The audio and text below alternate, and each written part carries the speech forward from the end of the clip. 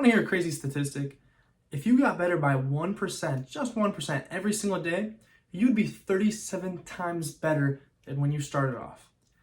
Just comes to show that change doesn't take in place immediately. It is a grind of time, effort, and hard work, and it's the consequence of the actions that you take. Today, I'm going to explain how James Clear talks about this in his book, Atomic Habits. What's going on, guys? Welcome aboard Life Launchpad, your go-to channel for practical advice and guidance to launch your dreams into reality. I'm your host, Andy Sabina. Today, I have a video for you. As you could guess from what I just said, the intro, it is a book club meeting. I did mention that I was doing this book club meeting soon, so here it is. Atomic Habits, James Clear.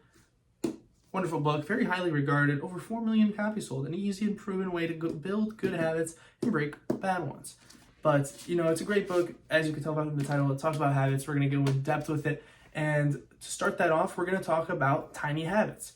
The book really breaks down to just an overall summary. 4 points that the book breaks down into is making your habits obvious, making them attractive, making them easy, and making them satisfying.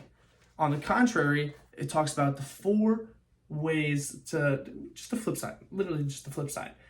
So if it's obvious, you got to make bad habits invisible. If it's attractive, you have to make them unattractive. If they're easy, you make them difficult.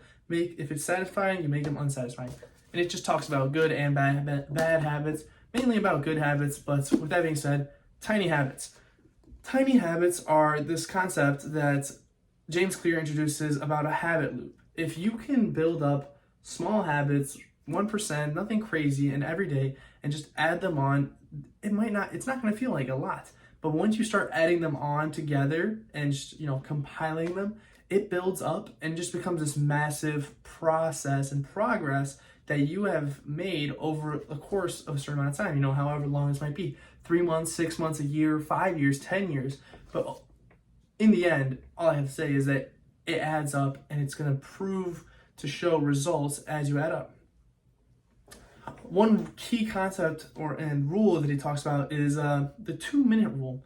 The 2-minute rule makes it so that you can make manageable tasks, make it a habit to do manageable tasks in 2 minutes. Like anything that takes less than 2 minutes, you should be able to like right now, boom, done. Brushing your teeth, 2 minutes, done. If you don't brush your teeth, I talk about that in my last video, or actually 2 videos ago now, gym videos loaded, about habits and hygiene. But 2 minutes, done. If you have something that you're like, oh, let me go do this, but you're doing something else, if it takes 2 minutes, in, out, get it done. It's a great way to reduce procrastination and just set yourself up for better effectiveness and just being more efficient with what you do and the way you do it. And, that's important. The next thing about tiny habits is just marginal gain. You know how I just mentioned that if you got 1% better every single day for a year, you'd be 37 times better at the end of the year. It's marginal gains. You say a small little percentage, 1% day.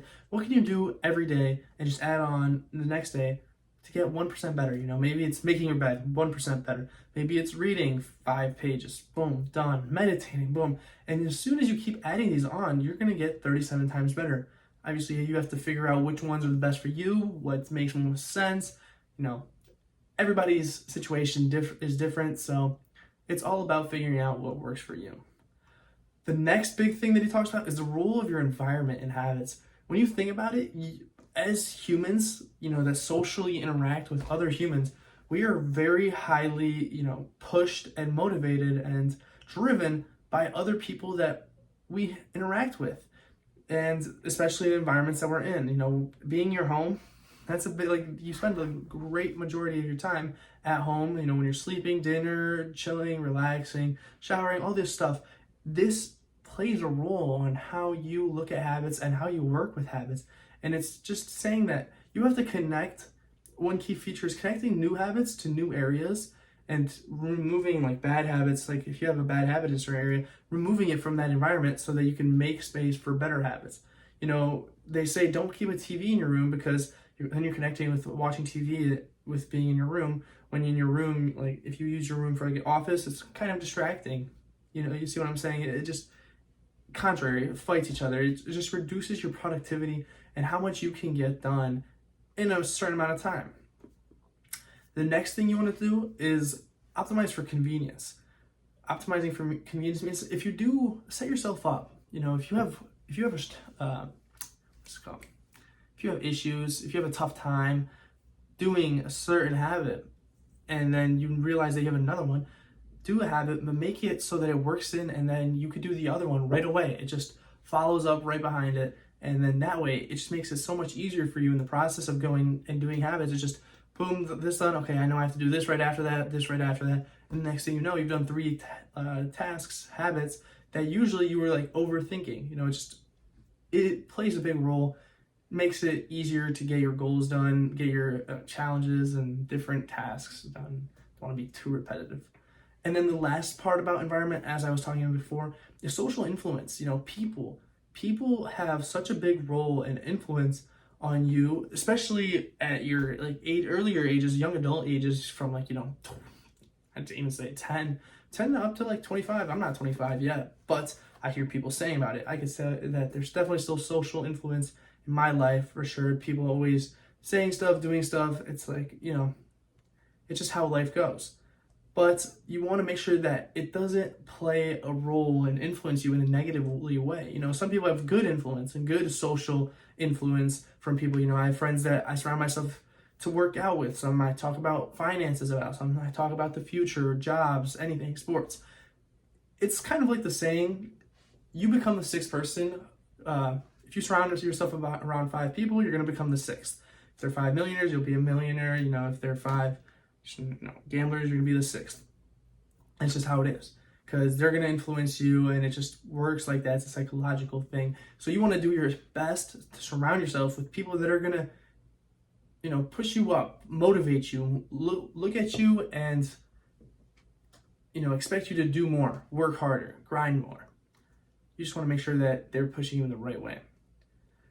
The last part that really stuck to me about this book is overcoming obstacles and staying consistent. Habit cues is one thing that he talks about. Sometimes you got to set yourself to have a cue to know when you have to do something, and understanding, because there's a cycle that you get a cue, then you get a reaction, a response. It's a whole science. There's a whole science on it. As soon as you get a cue, then you get a craving. That's what I wanted to say. Cue, craving, then you commit action, and then there's a response. It's just how the process goes. That's how your mind works. If you see something, if you smell something good, cue, you get a craving. You're like, oh, I might be hungry. If you smell donuts, you get a craving for donuts, even though you didn't even think about donuts. Your action is you go eat a donut, and then your response is just how you react to eating the donut. It's just how it works. So you want to set yourself up, your environment, things you do, the way you look at things, to set you up and make sure that the cues are positive. They enforce your habits. They make you want to do more habits and make you do them right away. The next part is implementation intentions. The book talks about this, and it really is just creating specific plans to deal with certain tasks and how you want to attack different plans, projects, and different, just overall how you want to go about situations. Really, is it just you want to be more passive on this, more aggressive on that, and how you're going to face setbacks and distractions? It's having the mental setup and being prepared to know you got to do certain things. You never know what can happen. Unexpected happens. It's just knowing how you're going to react to it and being able to approach it and overcome it. And then the final point that I want to talk about, overcoming obstacles, which is evident for anybody that wants to do habits, start something new, do something good, is the plateau of potential.